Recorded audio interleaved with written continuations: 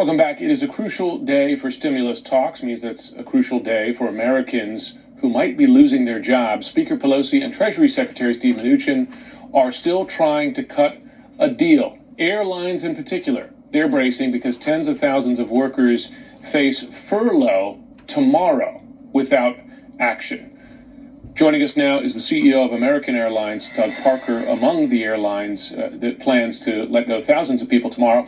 Mr. Parker, thanks so much for taking the time this morning. Thank you for having me.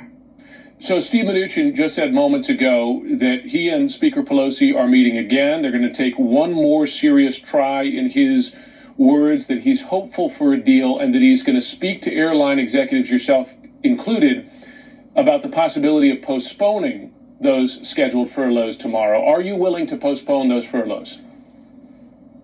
Well, interesting. We're happy to hear that they're making progress. That's by far the preferred path for all of us. The CARES, what's going on here is the CARES Act had in it a payroll support program that to keep critical infrastructure in place, keeps we airlines employing all of our team, even though there's not enough work for them right now. So we're here to provide the necessary infrastructure as the economy rebounds to be sure we have that infrastructure in place. But anyway, that does expire tomorrow.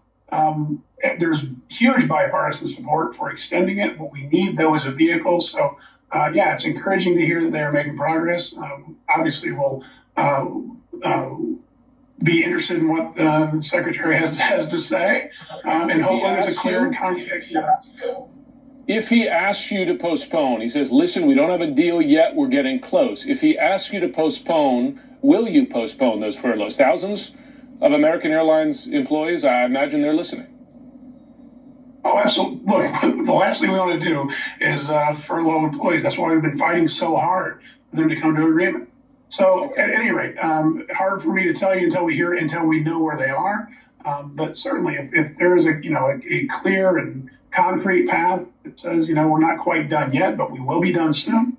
Of course, if it's we need much more time to work and unclear as to whether that'll be whether we can get something done or not, that's obviously going to be much harder. So hard for me to say until we hear more, but really encouraged by the fact that it sounds like they're making real progress. That is absolutely the right path for airlines, and I think actually for our country.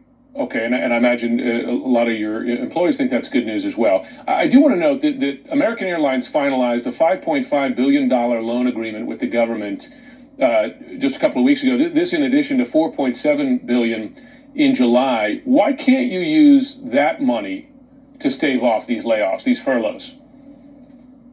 Well, again, that's the first. That was those. What just happened? The 5.5 billion is indeed from CARES One. CARES One had $50 billion for airlines, $25 billion in loans. That's what that was just getting closed. So that's simply the news from the first CARES Act getting closed. The other piece you mentioned was this payroll support plan, which was compensation to airlines for 6 months to keep people employed, even though there's not enough work for them to continue service to small cities, even though there's not enough demand for those cities. That's what expires tomorrow. So again, everyone agrees that should be extended. I'm certain if there's any agreement between the Speaker and the Secretary, that we will be included. So hopefully that's what will happen. But that's what's required actually for payroll support to be extended in some legislation. The Air Transport Action Group, it's estimating that air travel will not return to its pre-pandemic levels until the year 2024. I just wonder, are you living, in effect, from paycheck to paycheck here, right, in terms of government support, or will you and other airlines need to restructure fundamentally, right? Is the reality that these jobs aren't coming back right away because the passengers aren't coming back? Yeah, well, again, we don't expect, certainly, 6 months from now, demand will return to where it was pre-pandemic. But what we do know is demand is coming back gradually. What we do know is 6 months from now, certainly one would expect that there were, things like quarantines, people working from home will be lessened.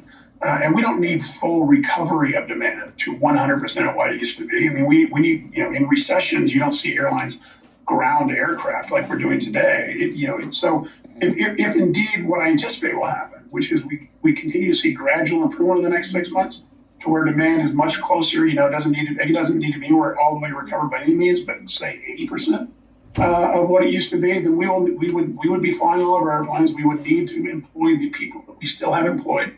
And this would be sufficient. So, yeah, I happen to believe that this 6-month extension will be sufficient for us to, by that point, keep everyone employed, to meet demand as it comes back, keep that infrastructure in place, and not need to do this again in the future. Okay, so a safety question, if I can ask you. I've flown, not often, but I've flown a couple of times. I've been impressed with measures being taken, mask wearing, etc. I imagine you're watching the data very closely. Have you seen any data of coronavirus spreading on your flights? Because, for instance, your airline no longer blocking middle seats.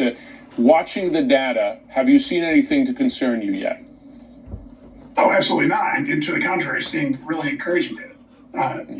We've seen nothing, nor have we heard from CDC any cases of the virus being spread on an aircraft. And probably the best indication I can give you is we obviously track our crews. Pilots and flight attendants who fly 3 times a day, 3 days a week, 3 or 4 days a week. And the COVID rates amongst our flight attendants and pilots is well below the national average and lower than for our airline employees that are flying airplanes. But the aircraft, the air is recirculated every 2 to 3 minutes. It goes through HEPA air filters. People are wearing masks. It's an incredibly safe environment in that regard, indeed, because of all those measures. And we see that again in the COVID rates for our flight attendants and pilots. That's notable. I had not heard that. Lower COVID rates for staff than for the national average. Doug Parker, listen, we know you got a lot of tough times ahead, and for the people who work for American Airlines, we wish you and we wish them the best of luck. Thank you. We all appreciate it. I know they do. Thanks, Jim. We'll be right back.